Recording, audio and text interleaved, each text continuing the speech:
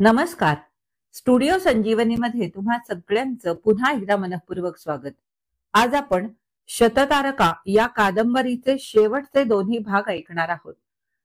15वा भाग जो आहे तो अगदीच छोटा आहे, म्हणजे फक्त 2 पानांचा आहे, आणि 16वा भाग थोडासा मोठा आहे. त्यामुळे हे दोन्ही भाग आपण एकत्र ऐकणार आहोत. आता आपण सुरुवात करू. काळ कुणासाठी थांबत नाही.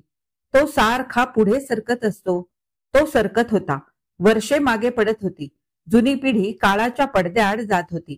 संसाराचा सारीपाट चालूच होता. फास टाकणे, पडणे, पाडणे, सगळे काही त्या जगन्नियंत्याच्या हाती. 50शीला पोचलेल्या तारकाच्या मनी हे तत्वज्ञान आता चांगले मुरले होते. घरात तीच आता वडील होती. इंदिरेच्या पाठोपाठ 2 वर्षांनी वृद्ध श्रीधर गेला. मागच्या 2 पिढ्या गेल्या तरी घर तसं सुनं झालं नव्हतं. मोहन शेती बघत होता. शिवाय शेतकी खात्यात नोकरीला लागला होता. प्रभाकर दर आठवड्याला येत होता. कालिंदी तारीकाकीच्या हाताखाली चांगली घडली होती. त्यांची मुले मकरंद, मुरली तिथेच शाळेत जात होती.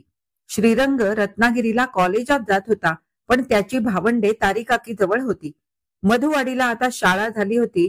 हायस्कूलही झालं होतं. बदलत्या काळाबरोबर गावाचं, पंचक्रोशीतल्या सगळ्याच गावाचं स्वरूप पालटलं होतं. जुन्या पायवाटा बुजत चालल्या होत्या. नवे मार्ग तयार होत होते.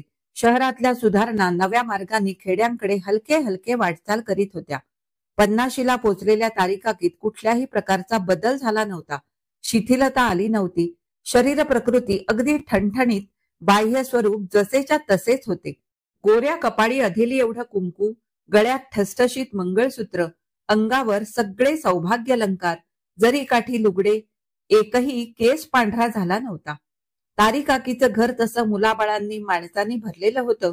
त्या मानाने तिच्या माहेरगावची, फणसगावची 4ही घरे सुनी झाली होती. बाकीच्या घरी तीच अवस्था होती. माळावरच्या घरी जुन्या पिढ्या नामशेष झाल्या होत्या. त्यांची मिळवती मुले मुंबईला. आतापर्यंत घरी रघुअण्णा आणि त्याची बायको होती. पण 4 वर्षांपूर्वी मुंबईला मधल्या मुलाकडे दोघे गेली. ती तिकडेच राहिली होती, कारण सूनही नोकरीला जात होती. घरात मुलांचा सांभाळ करायला कुणी हवे होते. इकडे घराची राखण कुलूप करीत होतं. कुळं शेती करीत होते, खंड देत होते. दरवर्षी आंबे फणसांच्या दिवसात मुंबईतला उकाडा असह्य होऊ लागला की मुलांपैकी कुणी ना कुणी बायका मुलांसह येऊन राहत.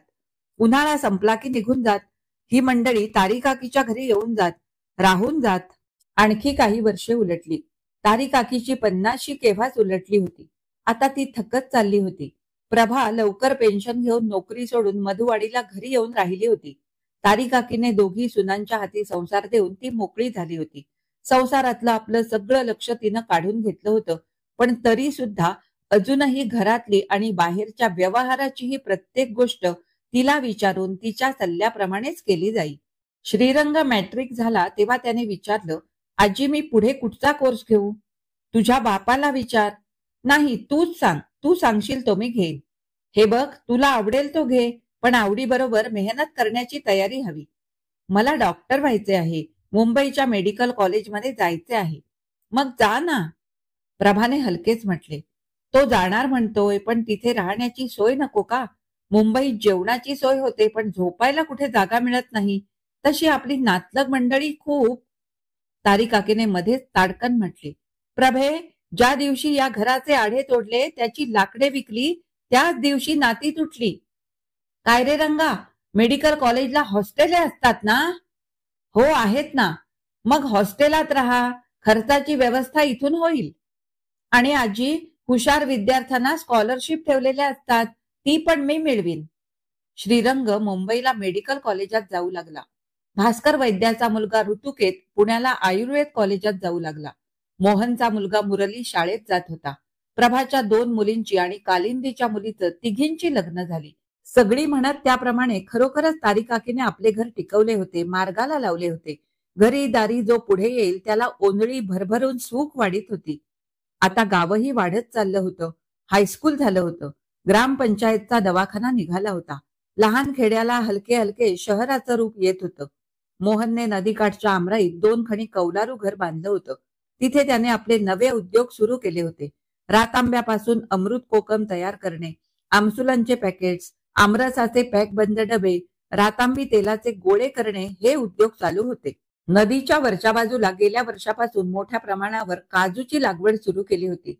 ग्रामपंचायतीचे ऑफिसही त्याच्या घरात होते. 15वा भाग इथेच संपला.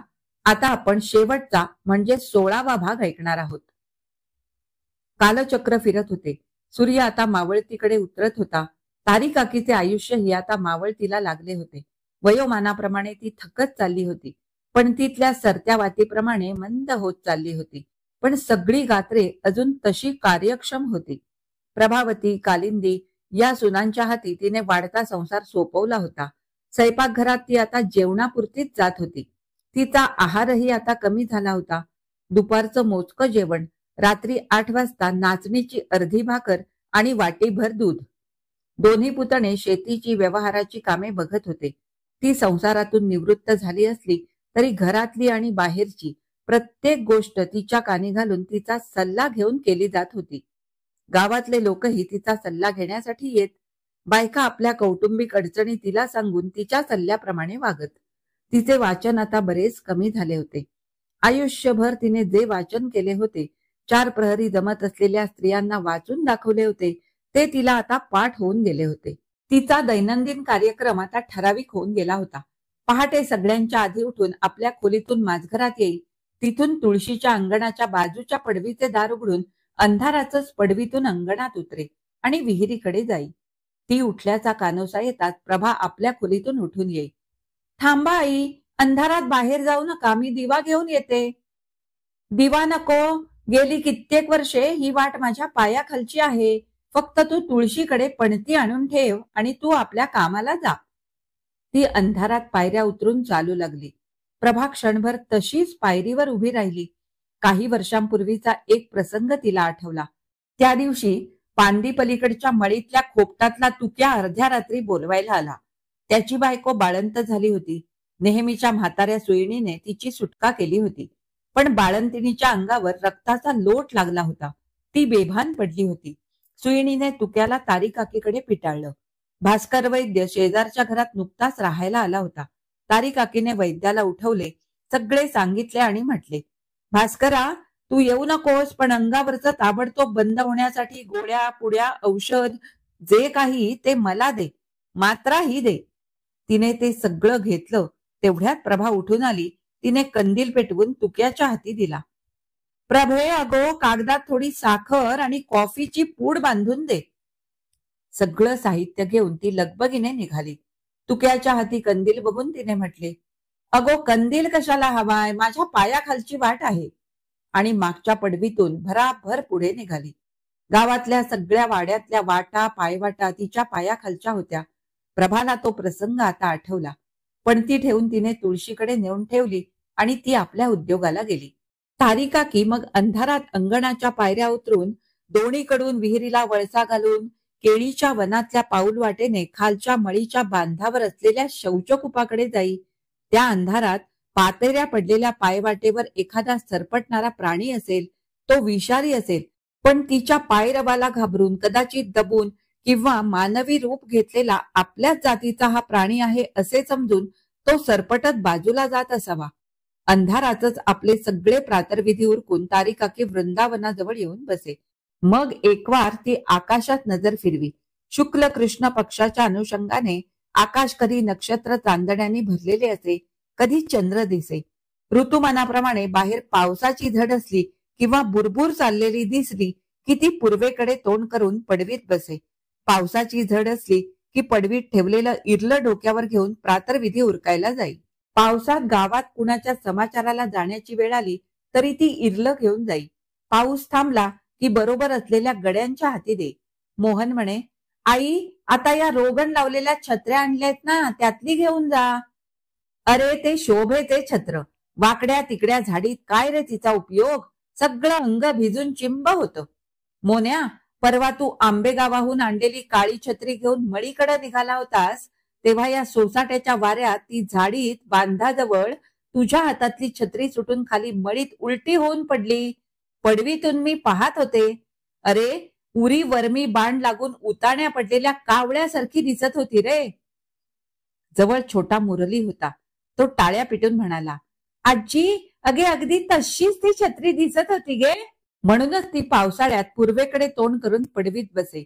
ढगाळलेल्या, कधी दाटून अंधारलेल्या आकाशाकडे ओझर ती नजर टाकून सभोवारच्या गूढ अगम्य दिसणाऱ्या सृष्टीकडे थोडा वेळ पाहत राही. अंतःकरणात अनोखा परिचय वाढत जाई. मग हलक्या स्वरात प्रातस्तोत्रे सुरू होत. क्रमाने एकामागोमाग एक स्तोत्रे मागे पडत वाक सरस्वतीचा अखंड प्रवाह पुढे जात राही. भगवद्गीता अथपासून इतिपर्यंत पुरी होई तेव्हा सूर्य क्षितिजावर येऊन थबकलेला असे. त्याची सोनेरी किरणे चोहोकडे फाकायला सुरुवात झालेली असे. झाडाझाडावरून पक्ष्यांचा किलबिलाट केव्हाच चालू झालेला असे. त्यांचे थवेच्या थवे आकाशात निघालेले असत. घराघरांना जाग आलेली असे. पेटवलेल्या पाणचुरीतल्या पातेऱ्याचा वास आणि धूर वाऱ्यावर सगळीकडे पसरत चाललेला असे. रहाट चालू झालेली असे. रोज सकाळी मोहन रहाटावर बसत असे. माडा पोफडींच्या अळ्यांना पहिले पाणी देण्याचे काम तो स्वतः करीत असे. नव्या दिवसाला नवी जाग आलेली असे. पहाटेपासून लागलेल्या ब्रह्मानंदी समाधीतून तारी काकीलाही हलकेच जाग येई. ती डोळे उघडून सभोवार बघे. आता घरातल्या मंडळींची वर्दळ सुरू झालेली असे. मुरली, मुग्धा, गोकुळ, आदिती ही मुले विहिरीवर तोंड धुत असत.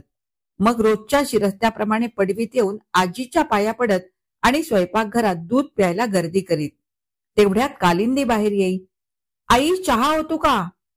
रोजचा ठराविक प्रश्न विचारित सासूच्या अंगावरची शाल काढून घेई. पहाटे तिनेच ती सासूच्या अंगावर हलकेच घातलेली असे. गारठा असे तेव्हा. चल आले म्हणत तारी काकी स्वयंपाकघरात जाई. मांडून ठेवलेल्या पाटावर बसे. चहा घेत नातवंडांची गोष्टी होत. त्यांच्या अभ्यासाची, खेळांची चौकशी होई. मोहन, प्रभाकर चहा घ्यायला येऊन बसत. आपल्या धंद्यासंबंधी, व्यवहारासंबंधी बोलत. चुलीतल्या उभेबरोबर स्वयंपाकघरातली कौटुंबिक ऊब वाढलेली असे. एकोप्याचे असे निकोप वातावरण पाहताना तारी काकी मनात प्रसन्न होऊन जाई. त्या दिवशी म्हाताऱ्या तुक्या गड्याचा मुलगा किसन धनुर्वात होऊन तडकाफडकी वारला.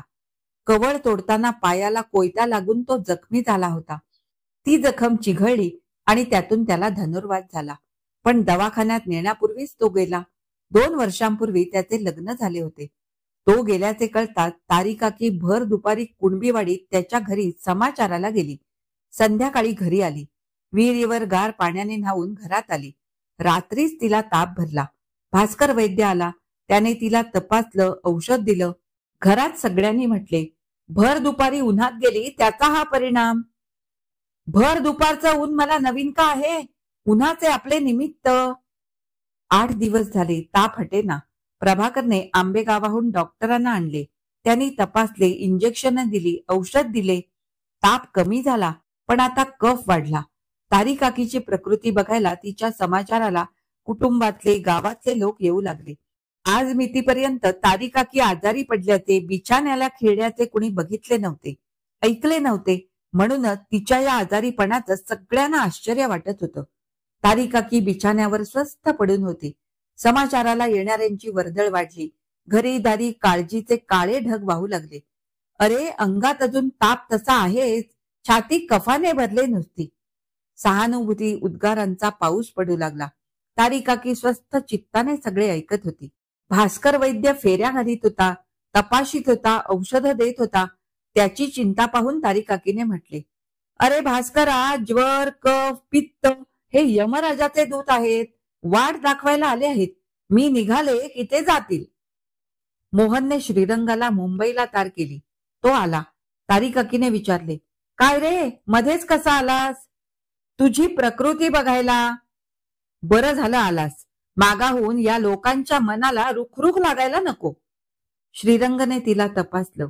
चारी घरची आणि गावातली तिच्या समाचाराला आलेली मंडळी बसली होती. श्रीरंगची तपासणी संपल्यावर तिने म्हटले, रंगा, अरे पिकलेले पान पुन्हा डहाळीला चिकटत नाही, ते गळून पडायचंच. पण औषधं, इंजेक्शन घ्यायला हवीत. घेत आहे ना, पण त्याचा काही उपयोग व्हायचा नाही. कालिंदी, थोडे पाणी दे गो. अगो, गतवर्षी राजापूरला गंगा आली होती तेव्हा तांब्याचा तांब्या भरून सील बंद करून ठेवलेला आहे ना देवघराच्या कोनाड्यात, ते सील काढ आणि त्यातलं एक फुलपात्र भरून आण. मोहनने सील काढले. कालिंदीने फुलपात्र भरून आणलं. तारीकाकीने म्हटले, मला आधी टेकून बसव. कालिंदीने आधार दिला. तारीकाकी तक्क्याला टेकून बसली. बारीक ताप, खोकला, कफ यांनी ती तशी हादरली होती. पण लाकूड चांगलं टणक, शिसवी होतं. तिने आपल्या हाती पाण्याचा पेला घेतला. अगो, यात 2 तुळशी पत्रे आणून टाक बघू. श्रीरंगाने तुळशी पत्रे आणून टाकली. ती पाणी प्याली, टेकून बसली. बसलेल्या सगळ्यांवर तिने नजर फिरवली. पण कालिंदीला तिने म्हटले, कालिंदी, तू बायकांना पुराण वाचून दाखवतेस ना? हो. भगवद्गीता वाचित होतीस ना? त्यातले श्लोक पाठ झाले असतील ना? सगळे नाहीत, पण काही येतात. कुठचे श्लोक आपण म्हणता? अगो, वासांसी जीर्णानी यथा विहाय येतो. हो, म्हण बघू सगळा. कालिंदीने म्हटला, वासांसी जीर्णानी यथा विहाय नवानि गृह्णानि नरोपराणि तथा शरीराणि विहाय जीर्णात अन्यानि संयाति नवानि देही. तारीकाकीने मान डोलावली आणि म्हटलं, अर्थ सांग आता. कालिंदी क्षणार्धात संकोचून गेली. मग तिने म्हटले, ज्याप्रमाणे पुरुष म्हणजे प्रत्येक माणूस अंगावरची वस्त्रे जुनी जीर्ण झाली की ती टाकून देतो आणि नवी वस्त्रे घालतो, त्याप्रमाणे आपला आत्मा जुने जीर्ण शरीर टाकून दुसरं नवं शरीर धारण करतो. तारीकाकीने म्हटले, काय रे श्रीरंगा, ऐकलंस? हो. अरे मग आता चिंता, काळजी आणि धावाधावरे कसली? सुंभ जळला तरी त्याचा पीळ जळत नाही, तसा तिच्या किंचित ओढलेल्या आवाजातला ठसका कमी झाला नव्हता. कुणी काहीही बोलले नाही. विलक्षण स्तब्धता पसरली. आपापल्या हयातभर बघत आलेल्या तारीकाकीकडे सगळी पाहत राहिली. थोडा वेळ असाच गेला. मग मोहनने म्हटले, मोठी आई, आपल्या आयुष्यभर तू आमचे आणि गाव लोकांचे नेहमी कल्याण करीत आलीस. कल्याण रे कसले? माणूस म्हणून काही केलं असेल, मग त्याचं काय? तसं नव्हे गे, तुझ्या मागे तुझं कायमचं काही स्मारक करावे अशी सगळ्यांची इच्छा आहे. स्मारक रे कसलं? पुढच्या पिढ्यांनाही तुझी आठवण राहावी. तिने त्याला तोडून मध्येच म्हटले, आठवणींची ओझी रे डोक्यावर कशाला चढवायची? कुणी काही बोलले नाही. सगळे निरुत्तर. थोड्या वेळाने तारीकाकीने म्हटले, अरे प्रभाकरा. काय आई?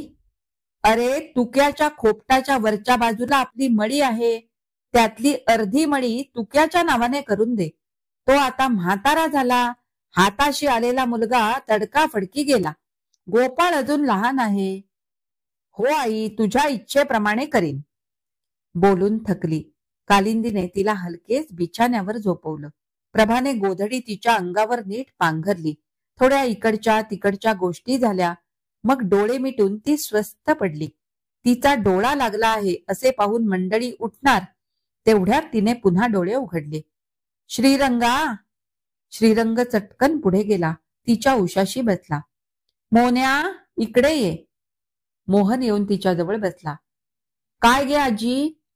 अरे रंगा, मोन्या, माझी एक इच्छा आहे बघ. दोघांनी उत्सुकतेने तत्परतेने म्हटले, सांग ना आजी, तुझ्या सगळ्या इच्छा सांग, आम्ही त्या पुऱ्या करू. रंगा, तो जुना पारंब्या वड आहे ना? हो मग. पंचक्रोशीतल्या गावांना तिथून वाटा फुटल्या आहेत. लोक जाता येता उन्हा पावसात त्याच्या छायेखाली बसतात. उन्हाळ्यात भर दुपारी त्यांचा जीव तहानेने कोरडा पडतो. पण आसपास कुठेही पाणी नाही रे. असं करा, त्या पारंब्या वडाभोवती चांगला रुंद पार बांधा आणि बाजूला एक विहीर खणा. त्याच्यावर हात रहाट टाका. बादली दोर ठेवा. पाणी पितील बिचारे. आजी, वाह, हेच तुझे खरे स्मारक होईल. आम्ही अगदी आनंदाने करू. तो बोलत होता. तारीकाकीने म्हटले, प्रभाकरा, इकडे ये. तोंडात पाणी घाल रे. बोलून घशाला कोरड पडली. प्रभाकरने हाती फुलपात्र घेतले. तिच्या तोंडात पाणी घातले. तिने डोळे मिटले. तोंडाने ती पुटपुटू लागली, श्रीराम श्रीकृष्ण श्रीराम श्रीकृष्ण. जमलेली सगळी आपापले श्वास रोखून डोळ्यांची पापणी न हलवता तिच्याकडे पाहत होती. पाहता पाहता हलके हलके पुटपुटणे बंद झाले. श्वासोच्छ्वास थांबला. तारी काकीचा आत्मा जुने जीर्ण शरीर सोडून गेला. अंतर्धान पावला. कसा, केव्हा, कुठे काही कळलंच नाही. आज शततारका या कादंबरीचं वाचन पूर्णपणे वाचून झालेलं आहे आणि त्यामुळे ही कादंबरी इथे वाचून संपली असं मी जाहीर करते. तर एकंदरीत या कादंबरीचं वाचन तुम्हाला कसं वाटलं? त्यातूनही आजचे हे शेवटचे 2 भाग मी वाचलेले कसे वाटले, ऐकायला कसे वाटले, हे मला कमेंट करून नक्की सांगा. आवडले असतील तर लाईक करा, शेअर करा. माझ्या चॅनलवर नवीन असाल तर माझ्या चॅनलला नक्की सबस्क्राईब करा आणि सोबतचं बेल आयकॉनही दाबा. त्याचप्रमाणे हाईप करायला सुद्धा अजिबात विसरू नका. आता आपण पुन्हा भेटू अशाच एखाद्या कथा वाचनासाठी. तोपर्यंत मी तुमचा निरोप घेते. धन्यवाद.